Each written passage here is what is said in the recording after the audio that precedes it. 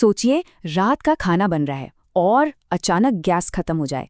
उस एक पल में जो परेशानी होती है, क्या कभी किसी ने सोचा है कि उसका कनेक्शन हजारों मील दूर हो रही किसी घटना से भी हो सकता है? आज हम इसी छिपे हुए कनेक्शन का पता लगाएंगे। हम एक ऐसे सवाल से शुरू करेंगे जो सुनने में थोड़ा अजीब लग सकता है ना? लेकिन हमारे आज के विश्लेषण के केंद्र में यही है। एक खाली गैस सिलेंडर जो रसोई के कोने में पड़ा है, वो असल में एक वैश्विक समस्या का प्रतीक कैसे हो सकता है?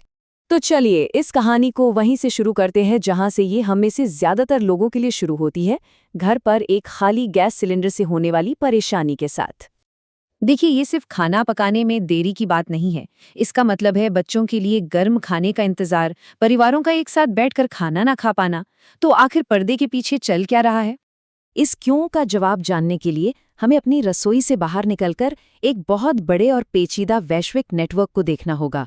इसे कहते हैं सप्लाई चेन, एक ऐसा सिस्टम जिस पर हमारा ध्यान तब तक नहीं जाता जब तक कि कुछ गड़बड़ न हो जाए। तो ये सप्लाई चेन आखिर है क्या? इसे एक रिले रेस की तरह समझिए। एक प्रोडक्ट जैसे कि हमारा गैस सिलेंडर कच्चे माल से लेकर हमारे घर तक का लंबा सफर तय करता है और इस दौरान रास्ते में कई हाथों से होकर गुजरता है। और उस रिले रेस के किसी भी धावक की तरह अगर एक भी लड़खड़ाता है तो पूरी टीम पर असर पड़ता है। ये डोमिनोज की एक लंबी लाइन की तरह है। एक को धक्का दो और सब के सब गिर जाते हैं। इससे पता चलता है कि ये सिस्टम कितना नाजुक होता है। हमारे गैस सिलेंडर के लिए ये डोमिनो लाइन जमीन से कच्चा तेल निकालने से शुरू होती है, फिर उसे बड़ी बड़े जहाज़ों में भरकर दुनिया भर में भेजा जाता है, उसे एलपीजी में बदला जाता है और आखिर में दरवाजे पर डिलीवरी होती है। हर एक कड़ी का अपनी जगह पर होना बेहद जरूरी है। तो वो पहला डोमिनो कौन सा था जो गिरा? इस मामले में ये हजारों मील दूर एक युद्ध था जिसने जहाज़ों के जरूरी रास्तों को रोक दिया और तेल की सप्लाई में रुकावट डाल दी। अचानक रसोई की एक समस्या का सीधा लेना देना वैश्विक राजनीति से हो गया। और यही बात भारत को खास तौर पर कमजोर बना देती है। इस नंबर को देखिए, 60%। यह भारत की रसोई गैस का वो हिस्सा है जो उसे दूसरे देशों से खरीदना पड़ता है। इसका मतलब है कि जब भी वैश्विक सप्लाई चेन में कोई रुकावट आती है तो भारत को इसका सीधा असर झेलना पड़ता है।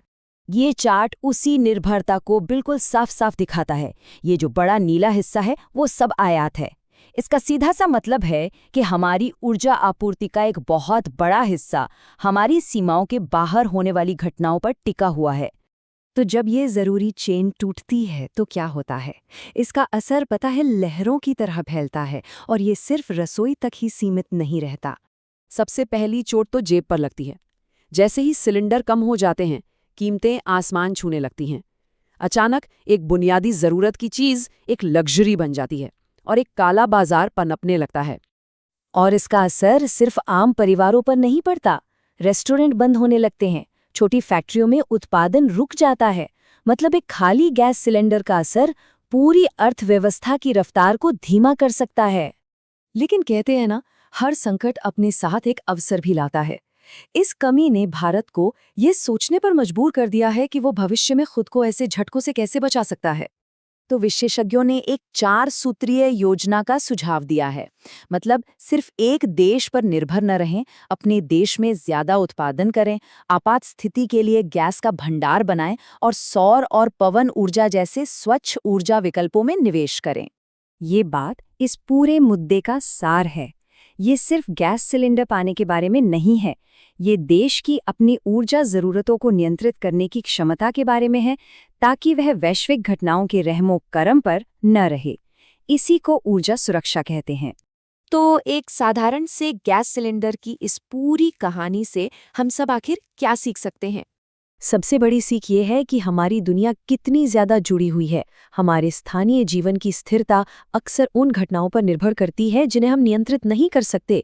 इसीलिए मजबूत सिस्टम बनाना इतना जरूरी है। ऐसे सिस्टम जो अप्रत्याशित होने पर टूटे नहीं बल्कि झुक जाएं। और ये हमें एक आखिरी सवाल पर छोड़ जाता है।